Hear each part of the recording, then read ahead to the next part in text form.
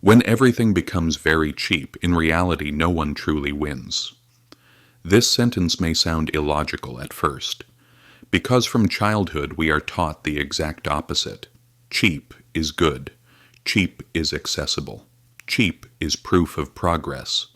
But that is not how it actually works. We feel happy when a product goes on sale. When a country starts producing more cheaply, we assume it is doing so to stay competitive. Efficiency has almost become a sacred word. Lower costs, higher output. We rarely stop to consider that this might be a bad thing.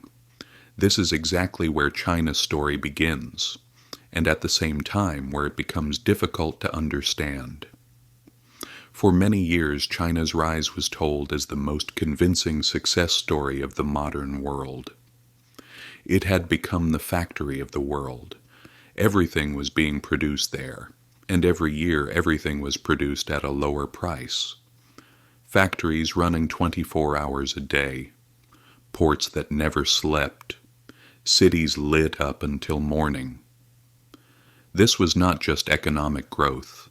It was the organization of human labor like a machine. An entire civilization had turned production into an art form Western companies resisted for a while. But one by one, they gave up.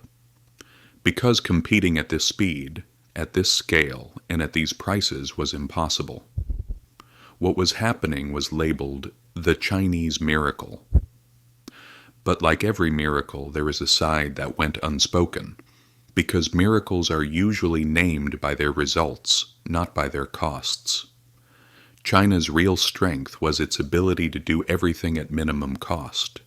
But over time, this strength began to struggle under its own weight. Because constantly being cheaper meant constantly producing more. And constantly producing more eventually becomes meaningless and starts to generate new problems. To understand this point, we need to look back. In 1978, Deng Xiaoping said something extremely dangerous while addressing the Chinese Communist Party. He broke one of socialism's core reflexes. To get rich is not shameful. He even turned it into something virtuous and honorable. Getting rich meant serving the country. This sentence liberated the economy more than ideology ever could. Farmers became entrepreneurs. Workshops turned into factories. Rural areas transformed into industrial zones. In short, people from every sector were incentivized to grow. Foreign capital began to flow in, first from Japan, then from the United States, then from Europe. There was cheap labor. There was an endless supply of human resources. And there was a state that did not want to scare investors away. Special economic zones were established. Rules were flexible there. Ideology was pushed into the background. There was only one thing that mattered: production. Shenzhen became the symbol of this transformation. Once a small fishing village, it turned into an industrial metropolis with millions of residents. This success triggered a chain reaction. Every city said, "We can do this too." Every province wanted to become its own Shenzhen, but this is where the system's hidden incentive came into play. Local governments had to grow, because growth meant success. Success meant promotion, and growth was the only way to roll over debt. Roads were built, industrial zones were established, factories rose everywhere, all for the same purpose: more production. But this production came with one condition: being cheaper than everyone else. Cities lowered land prices to attract factories. Taxes were cut. Wages were suppressed. Companies pushed profit margins to zero.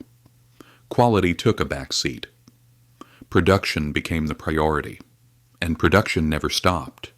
Because in this system, if you stop, you lose. For a while, it looked like everyone was winning. Millions migrated from rural areas to cities. People worked long hours, day and night. The Western world was flooded with cheap products. Cheap t-shirts, cheap electronics, cheap lives. Inflation was kept under control. Shelves were full. China grew rich. But unnoticed, the system began to overheat. At some point, China started producing more than the world actually needed. Demand was not growing at the same pace, but factories did not slow down, because slowing down meant collapse. Profit margins dropped sharply, but production increased. This looks like a contradiction, but in reality it is a panic response.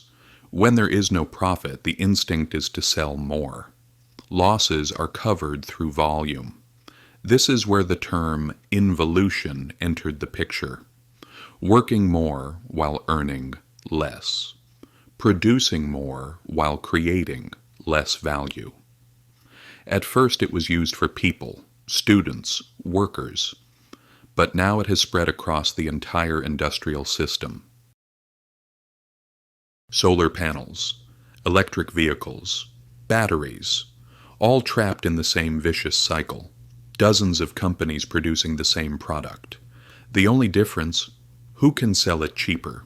Prices collapsed, margins disappeared.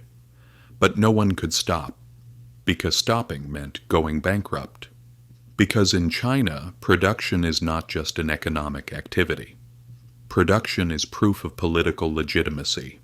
If factories are running, the system is working. If machines stop, questions are asked. The result was strange. Record export numbers were announced, but profits declined. Warehouses were full, yet consumption did not increase. This is not the peak of capitalism. This is capitalism consuming itself. And this is where history steps in. China has been here before, with steel, with coal. The state was forced to intervene.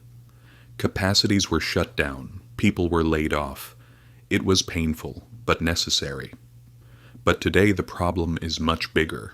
This time it's not a single sector, it's the entire growth model. China is still powerful. But this power no longer produces prosperity the way it once did. It only produces motion. And sometimes, the most dangerous systems are the ones that cannot stop. Because history shows us this. Empires rarely collapse from the outside. They collapse when they lose their internal balance. And perhaps the most expensive thing of all is this, being able to do everything far too cheaply.